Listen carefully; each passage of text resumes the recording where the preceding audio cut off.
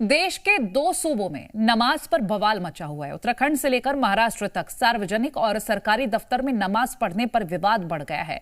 कहीं निजी जमीन पर नमाज पढ़ने पर मुस्लिम शख्स की पिटाई कर दी गई, तो कहीं दफ्तर में नमाज पर एफआईआर की मांग हो रही है। इस पूरे मामले पर अब सियासत भी शुरू हो गई है। रिपोर्ट दिखाते हैं।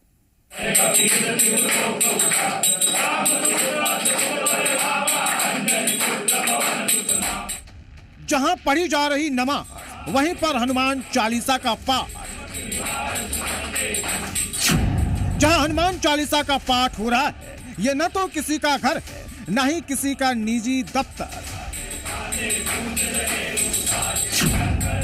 बल्कि ये महाराष्ट्र के मालेगांव म्युनिसिपल कॉर्पोरेशन के बिजली ऑफिस का दफ्तर है।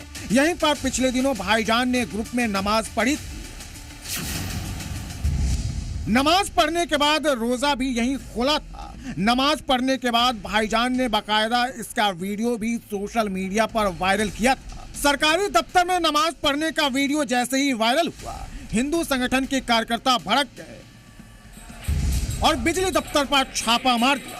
हिंदू संगठन के कार्यकर्ताओं ने करीब आधे घंटे तक हनुमान चालीसा का पाठ किया।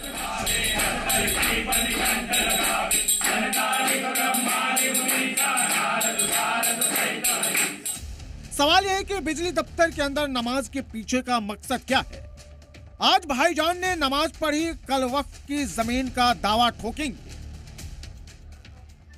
भाईजान कभी भी, कहीं भी, किसी भी इमारत को नमाज पढ़कर मस्जिद बना देंगे। मस्जिद नहीं मिलेगी तो सरकारी जमीन और दफ्तर को ही कब्जा लेंगे। और मालेगांव में तो भाईजान ने सारी सीमा ही लांघ दी। भाईजान ने नमाज बिजली ऑफिस के परिसर में नहीं पढ़ी, बल्कि दफ्तर के अंदर पढ़ी है।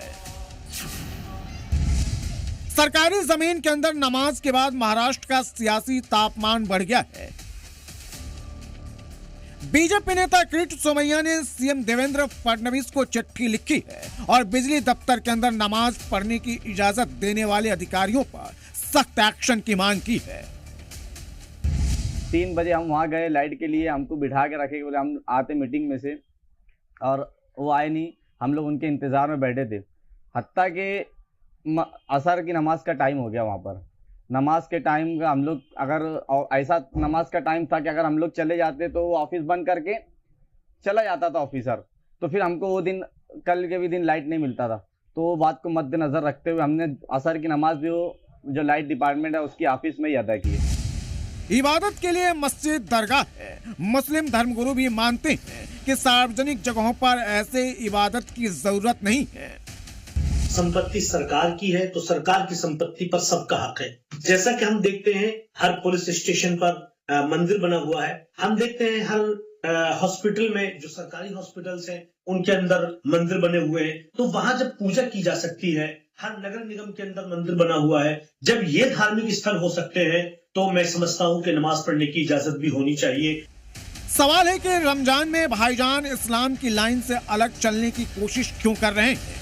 ब्यूरो रिपोर्ट, जी मीडिया।